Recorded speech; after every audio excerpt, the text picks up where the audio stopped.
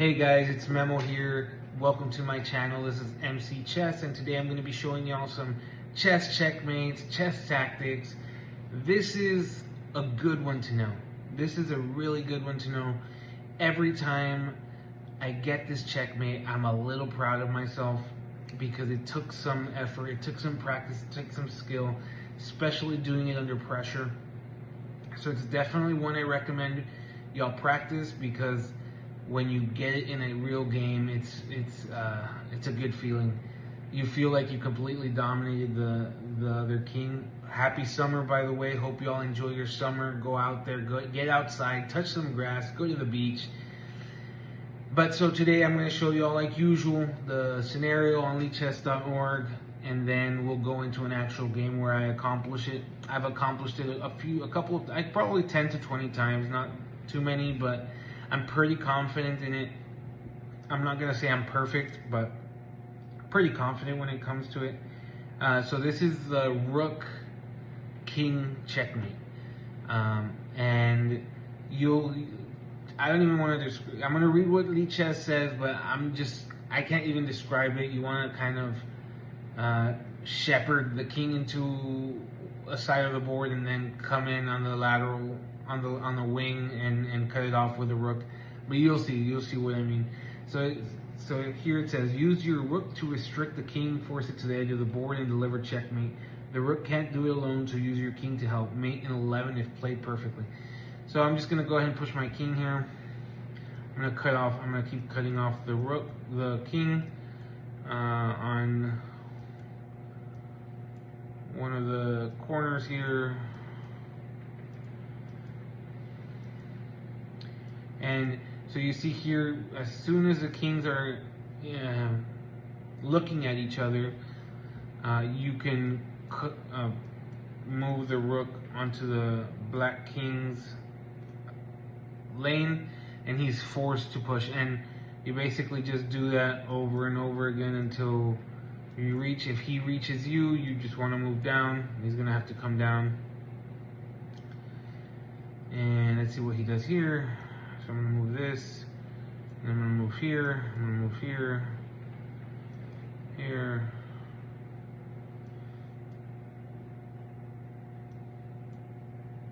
So it's a little tricky in the last row because he can keep getting close to you. As you can see, we've already done, is really 21 moves? Okay. So it takes me a little more than 11. So here on this move, it's going to be checkmate. So it took me around 25 moves. It says that it mate in 11 if played perfectly. I didn't play it perfectly. I don't claim to play it perfectly, but I can do it. And so here is the checkmate. All right, so on to the actual game. I hope you all learned something from here, but now check it out in a real game where it's under pressure and a little more difficult to execute. All right, so this is the game, guys. In this game's a banger. This game's a banger. It's not the highest rated game, but this game, when I played it, I was shaking. I was supposed to lose. I was supposed to lose this game. Not only was I supposed to lose, the way that I come back and the checkmate that I apply in the only moment, if I hadn't made any other move, I would have lost. But in this case, I found the right move at the right time and checkmate. So here we go.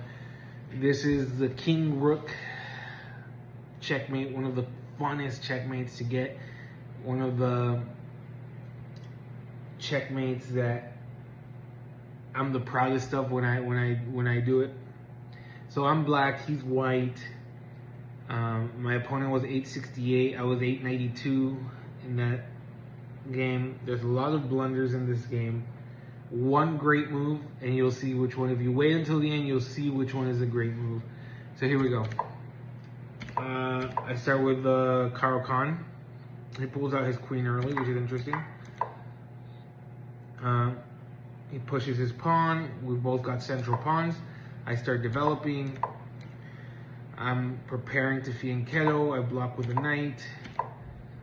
My opponent I have 3 pieces developed. He has 2 pieces developed, plus the queen. So he castles. I attack his queen. He moves out of the way. I protect my knight with my queen. I attack his queen. I fianchetto my bishop finally. So I attack his queen again, and in this position, every other square, like his queen is trapped. So he offers his queen. In this case, what if I had gone? No. So he offers a queen trade. I trade. He doubles up pawns. I take his knight. He develops his bishop while taking, which is really good to do more than one thing with each move. That's really good. I attack his pawn, and I have an outside isolated pawn, hoping to make it into a queen at some point, or he attacks my bishop. This is the first blunder. He blunders. I castle queenside. He brings out his king. He doesn't take my bishop like the computer wants him to. I double up my rooks on H and G file. He blunders again. The computer wanted him to push that pawn, push the F2 pawn. I blunder again. A lot of mistakes, a lot of inaccuracy. I finally take the pawn since it's being protected by my bishop with a check. Goes down. The computer wanted me to double up rooks on the G file. And I could have, now that I see it, this bishop is protecting the pawn, so he blunders. I make a questionable move attacking his king. I push up the pawn. I check him. And here I wanted to do a discovered attack with his bishop on this on a very powerful diagonal, but he has a knight and he gets taken. I didn't take for some reason. At this point I'm losing. He takes my bishop. I double up pawns. I feel confident. I attack his rook. I'm bringing my king over. He's taking. I'm losing here. 5.4 points of material. I'm losing. I've given my pawn with a check. And it's game over. I continue to bring my king.